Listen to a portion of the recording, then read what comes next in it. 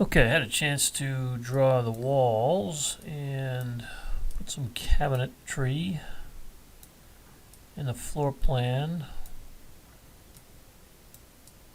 Obviously with the wall removed.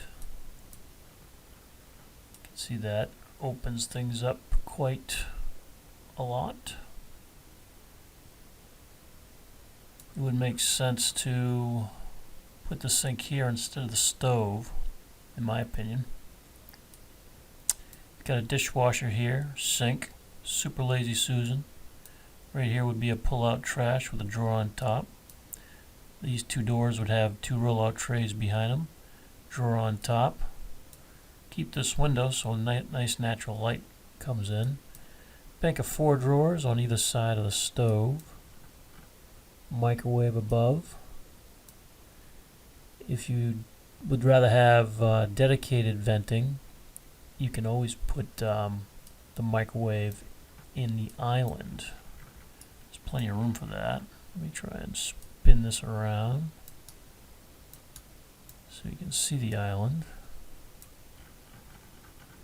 So this island is 66. It's about 93 inches long. Cabinets are 24 inches deep. You can put, I've got drawers in here now. There's 3 of them here, 4 of them here, 3 of them here, but we can change that. And like I said, if you like the idea of venting the stove without a microwave over the stove, then that can be done. This is an outside wall, real easy to vent the stove that way. I've got the refrigerator tucked in the hallway. I think this is your basement door, and this is where you have an existing cabinet today.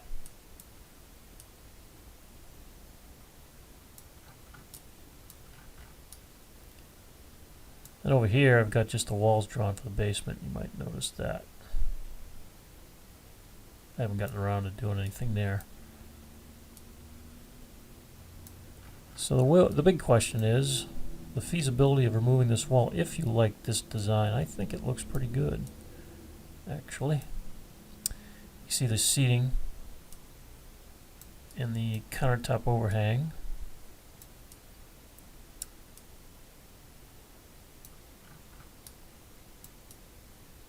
So answering the question on the feasibility of removing this wall would be probably the next step if you are intrigued by this design.